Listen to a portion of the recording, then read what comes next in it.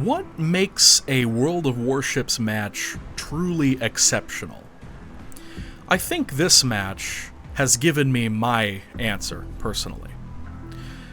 Hello and welcome. I have a very interesting replay for you today. This is definitely one of my favorite matches I've ever had in World of Warships, and I'm quite proud of it, so I thought I would share it with you today. I hope you enjoy. But what made me like this match so much? Well, obviously you'll find out as time goes on, but to summarize, I like a match where, you're the master of your own destiny, right? There's a lot of matches where, maybe you have a very good match or a very bad match, and it's out of your hands either way.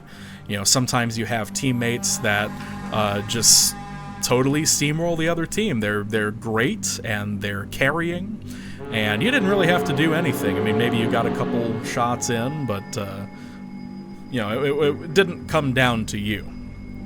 Or maybe you have teammates that are potatoes and and you just can't carry them hard enough. But every now and again, you get a match where your choices and your actions directly contributed to the outcome of the match. And even when it's a loss, you have to respect matches like that, because those are the matches where we grow as players. But especially when you win, that can feel pretty great, right? So this is a ranked match in Silver League, happened a couple days ago. I'm here in the Ohio, which is quickly becoming one of my favorite ships, for very good reason. It's one of the best ships in the game, has everything going for it. I'm joined here by a friendly Hayate and Petropavlovsk, and also a Kremlin behind me. And I'm going to need all the help that I can get, because there are 5 enemies at this time at the sea cap. And it took me an embarrassingly long time to figure out which was the 6th ship that we're missing. And it is the Slava, and we're going to see the Slava heading towards B shortly. They'll be on the radar. But for now, I'm going to try to get a shot in on the Napoli. Beautiful broadside, got AP loaded, and yep. 1 overpen, 1,575 damage. Not to brag or anything, but just saying, I'm pulling my weight. Petropavlovsk is visible around the corner there, but as quickly as he appears, he is going to try and disappear by backing out. Let's see if any of these shells are able to hit. Of course, 1 pen with the HE for another 1,100 damage or so. And this is a pretty good descriptor of how this beginning of the match is going to go. It was a pretty slow start and a pretty awful start on my part.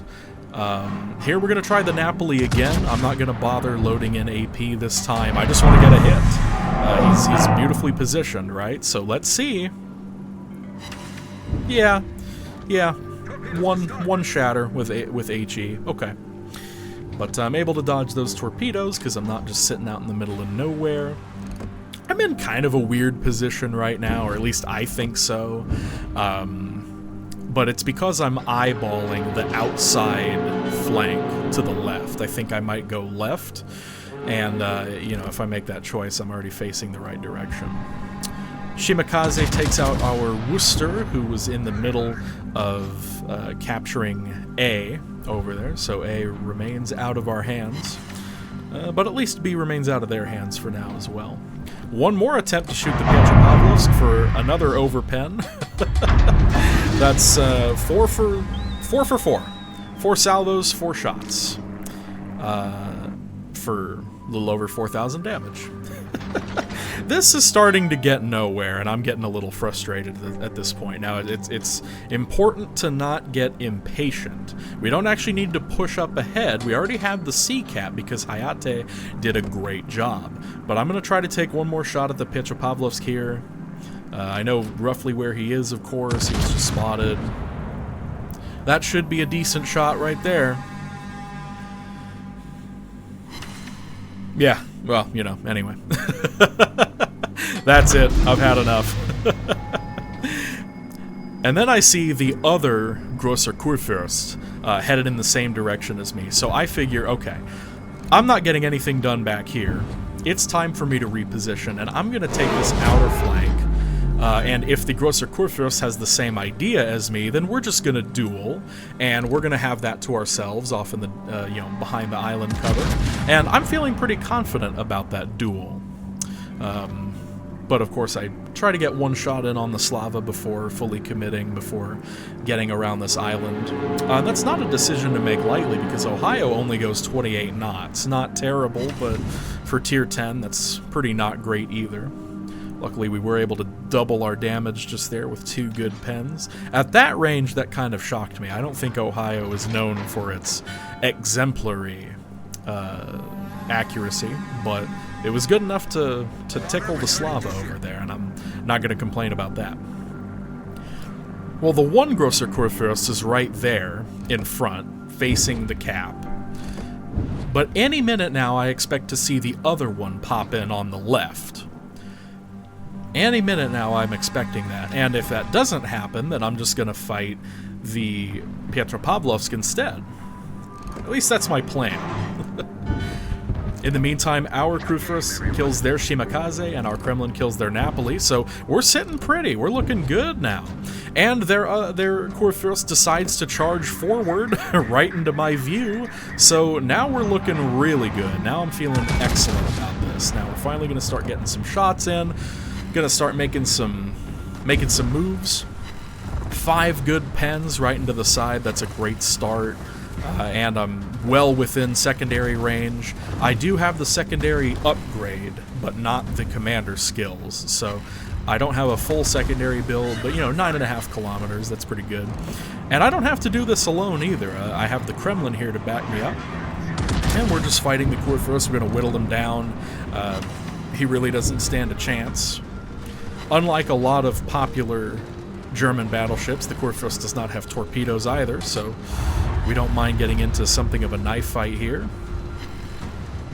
And bada bing, bada boom, he's down. Now that just leaves the Petropavlovsk, but our Kremlin is also pretty low on health, so we're going to make sure to take care of this as soon as we can. And that's where I make a critical error. You saw those front guns had already passed behind this island, and I'm still going way too fast, and now the rear guns are behind the island as well. This is definitely an error on my part that probably negatively impacted my teammates, to put it euphemistically. I didn't even have the decency to charge into the island to reset my acceleration. I just came to a break, to a stop, and then I'm backing up ever so slowly. And in all the time it took me to do so, Kremlin's health has whittled down to 2,000, and in just a moment now it's going to be 0.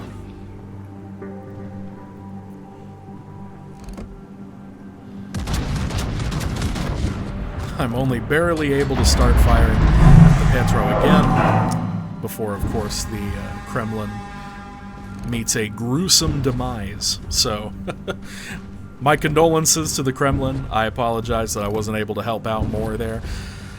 And the Petro is still giving me trouble because he's doing what he does best, being a Russian heavy cruiser. He's sitting bow into me, so I'm not even bothering with the AP. I probably should have been, or at least I could have been. I could have been firing AP into his superstructure, but it's a pretty thin superstructure, so I did much prefer the 4 HE pens that I got just there. But he is playing this very carefully. Still, I'm not too worried. He's very low on health. It's not like he's going to kill me. He's not even looking at me. What is he looking at? Well, we have a friendly Petropavlovsk over there with 16,000 health. Or 0. Yep, I'm honest to God not sure what happened there. Last I saw on screen, our Petropavlovsk was healing, had about 16,000 health, but just like that, he's gone. Could I have saved the Kremlin from certain doom? Probably not. But could I have saved the Petro? Yeah, I think so. If I had not gotten caught behind that island, I think I could have. But I avenged the both of them. I finally kill that son of a bitch, the enemy, Petropavlovsk. And now it's 2 versus 2. And I'm feeling pretty good at this point. Once again, I don't know if numerically I outduel a Kurfürst. I don't know if I have better DPM, but I assume I do. I'm feeling pretty confident taking this 1v1. I want to bait out the Kurfürst right now and have a duel with him, because I think I'm going to win that. Even though I have a little bit less health than he does, I'm at 73,000, he's at about 76,000, I'm feeling pretty confident in that. But while I'm waiting for the Kurfürst, I'm going to try to help fight the Slava as well. I pop the spotter plane to marginally improve dispersion at that distance. And I'm waiting for that Kurfürst to pop around the corner. He should be visible any moment now, thanks to the plane that I just popped. Unfortunately, it's at this point that I realize that the Slava can also see me, ever since Kurfürst popped his spotter plane there, or his fighter plane there. And I was very improperly angled here. I mean, that is absolutely an L on my part, but let's see just how L it is. Yeah, I got extremely lucky that that's all he did to me. I was very, very well broadside to a Slava, of all things. It only gets more accurate the farther away it has to shoot. So I decide, okay, we're not going to make that mistake again. I want to put something in between me and the Slava. So these islands off to the right, I am strategically setting myself behind while baiting the Kurfürst into a duel with me. And luckily, I have just enough range on my secondaries that we're firing them right out of the gate. And this duel is going to be one for the ages, as long as I hide from the Slava. Hayate, meanwhile, should be able to go capture A and just survive. I mean, you know, 1 destroyer versus 2 battleships. Yep. I was feeling pretty confident up until that point. I guess he flew too close to the sun, as it were, the sun being Slava. I don't know why he was so close there. Probably just an accident, you know, things happen. But I have to admit, was not thrilled by that, because now it's a 1v2, and although I do have more health than any one of them, not anymore, actually, ever since that salvo, I'm still confident that I can outduel the Kurfürst. I just need to not fight both enemy ships at the same time. So I'm remaining behind this island to the right. I'm keeping that between me and Slava at all costs. Now, Slava does get those shells off at me, but luckily I am coincidentally perfectly angled for that. And I'm going to dip back in behind this island. I want to keep this as a 1v1. I don't want to take a fair fight. I mean, shit, it's an unfair fight for them. I want to make it fair at this point. So secondaries fly off a couple times here before the Slava goes undetected, and now it's just me and the Kurfürst. Once again, he does not have torpedoes, neither do I, but I'm feeling pretty confident in my ability to angle and to ravage his superstructure.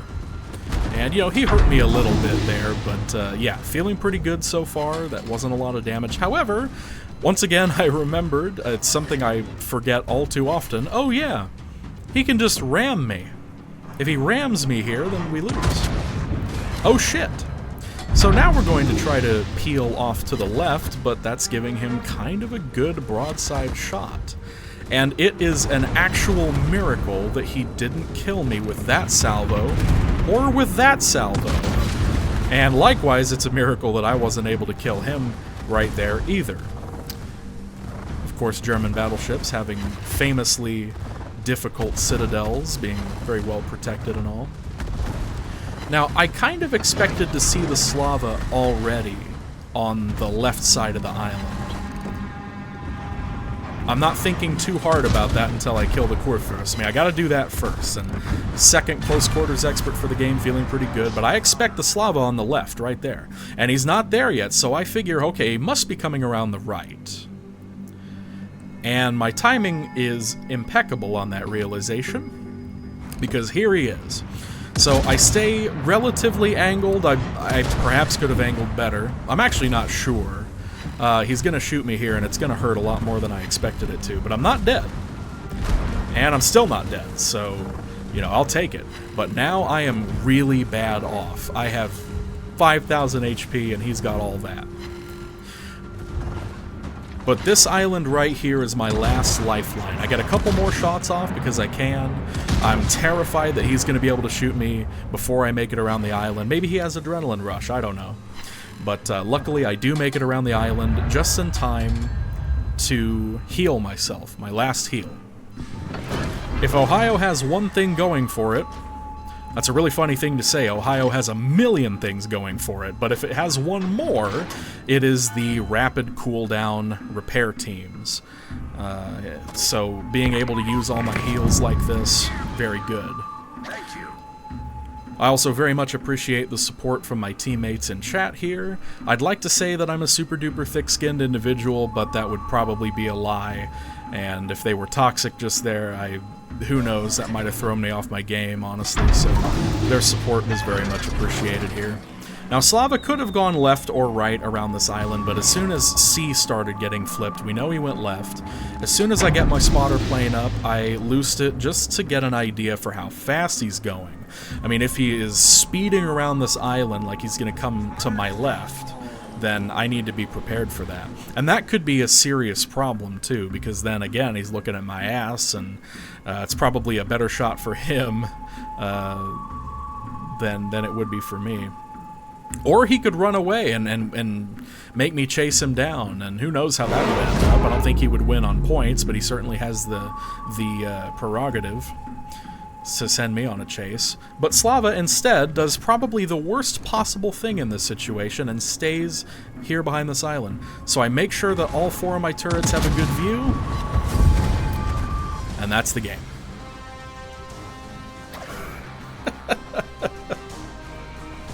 I must say I was feeling pretty good after that one. 212,000 damage. Little over 1 million credits with a blue credit booster, 2 close quarters experts, 1 dreadnought, 1 high caliber. Feeling pretty good about that one. And of course, top of the board, because when you have a game like that. Now, I certainly made mistakes that game. Luckily, I was able to make up for them. Commiserations to the Slava and the rest of that team, of course. They also made pretty good choices, but sometimes all it takes is one very bad choice, and I would say that hunkering up behind the island there was probably not the right choice, but who am I to judge? Either way, thank you for watching. I hope you enjoyed that as much as I did. That was definitely one of my best ranked victories ever. And may you all have equally interesting games. Have a good one.